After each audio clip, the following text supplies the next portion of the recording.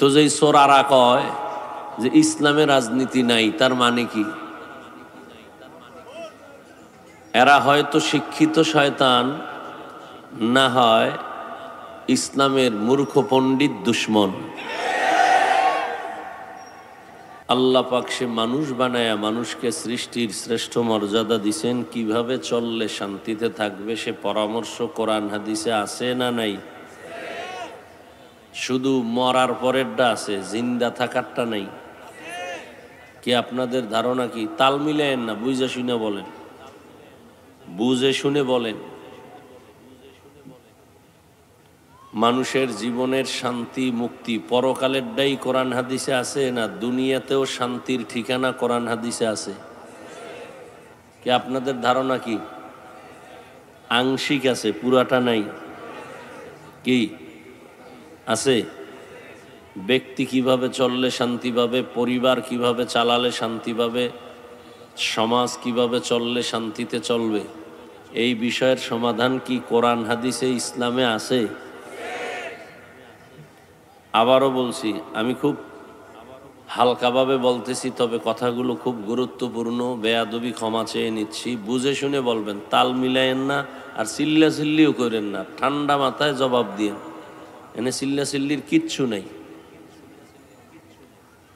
অনেকে মনে করে হুজুরগো বয়ান, ইসলাম, কোরআন হাদিস মানি হলো পরকাল। দুনিয়া সম্পর্কে হুজুরেরা কিছু বুঝেও না, কিছু জানেও না, এদের থেকে নেওয়ার মতো কিছু নাইও। আসলে কথা তো হুজুরের না, হুজুরেরা যা বলে সব কোরআন সুন্নাহর আলোকেই বলে, তাদের পুঁজিই হলো কোরআন। এবার আপনি বলেন, ইসলাম, কোরআন, হাদিস পরকালেরই কি ঠিকানা দিবে শান্তির, না দুনিয়ার সব ঠিকানা শান্তির আছে? কিভাবে সংসার চালাবেন, কিভাবে আদালত চালাবেন, কিভাবে পরিবার চালাবেন, কিভাবে নিজে চলবেন, কিভাবে সন্তান চালাবেন, কিভাবে বলবো যে আপনাকে পাই টু পাই ইসলাম আপনাকে নবীজির মাধ্যমে আল্লাহ দেখায় দিছেন। শুধু রাষ্ট্রের ব্যাপারে কোরআন শরীফ আর ইসলাম দুর্বল। কি? তো যেই সোরারা কয় যে ইসলামে রাজনীতি নাই, তার মানে কি? এরা হয়তো শিক্ষিত শয়তান, না হয় ইসলামের মূর্খ পণ্ডিত দুশ্মন।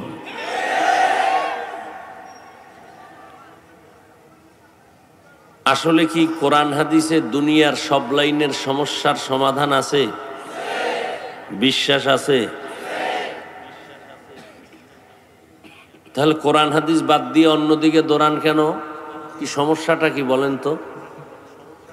তাবলিগওয়ালাদের মেহনত চলতেছে, কোরআন হাদিস দিয়া জীবন চালান। পীর মাশায়েখের জিন্দেগি ভর চেষ্টা চলতেছে, কোরআন হাদিস অনুযায়ী নিজে চলেন, সমাজ চালান, পরিবেশ তৈরি করেন।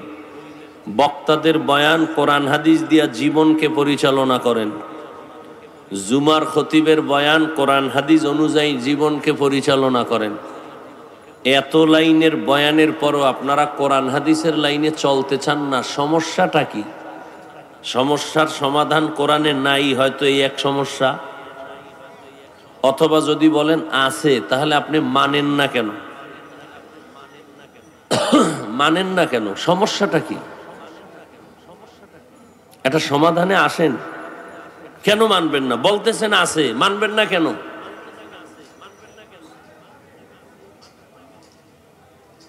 মানলে কি আপনার অশান্তি না শান্তি? তো মানবেন না কেন? দুনিয়ার মানুষ তো শান্তি চায়, সম্মান চায়। যারা দুনিয়া দুনিয়া জিকির করে এরা দুই জিনিস চায়। কয় জিনিস? শান্তি চায় আর সম্মান। কি চায়? শান্তির জীবন আর সম্মানের চেয়ার চায়। কিন্তু আমি আল্লাহর কসম করে বলছি, ওয়াল্লাহি আখেরাত বাদ দিয়া, ইসলাম বাদ দিয়া যারা দুনিয়া দুনিয়া জিকির করে এরা শান্তিতেও নাই, সম্মানেও নাই, একজনও নাই। 10 তলা বিল্ডিং থাকলে কি হবে? ওই বিল্ডিং এ কি শান্তি দিতে পারে? ওই বিল্ডিং এর বাহাদুরি করে লাভ কি যদি বিল্ডিং সাইরা জঙ্গলে গিয়া ঘুমান লাগে?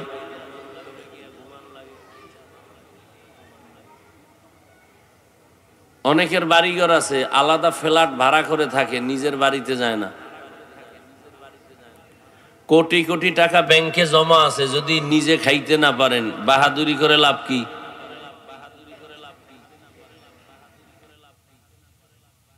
করে এগো সম্মান, শান্তিও নেই। ওই সম্মানের ভ্যালু কি যে একবার ফুলের মালা, ফাইনালে জুতার মালা?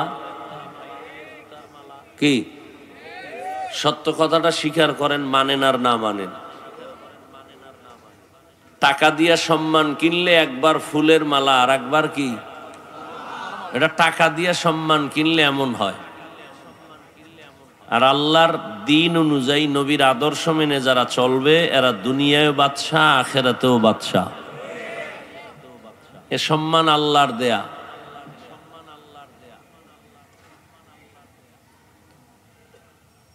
কোরআন হাদিস অনুযায়ী চললে শান্তি সবকিছু আছে, এরপরও মানে না। কারা মানে না? এ সমাজের যারা চান্দাবাজার, ধান্দাবাজ, ওরাও জানে ইসলাম সঠিক, মানে না কেন? বলে ইসলাম অনুযায়ী চলতে গেলে চুরি করতে পারবে না, দুর্নীতি চলবে না, ডাকাতি করতে পারবে না, জেনা বেবিচার করতে পারবে না, মদের বোতল নিয়ে দৌড়াতে পারবে না। এই জন্য যত চোর, ডাকাত, দুর্নীতিবাজ ওরা ইসলাম চায় না। এরপর মুখে বিসমিল্লাহ বলে, ইসলামের কথা বলে, বলে না?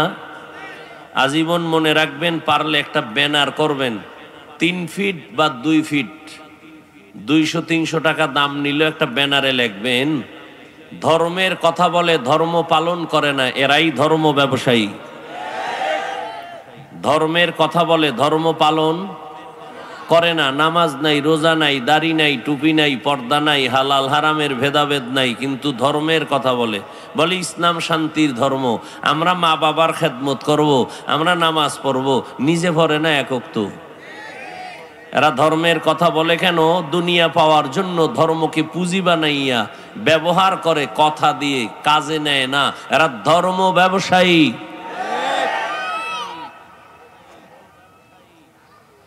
আল্লাহ হেদায়াত দান করুন।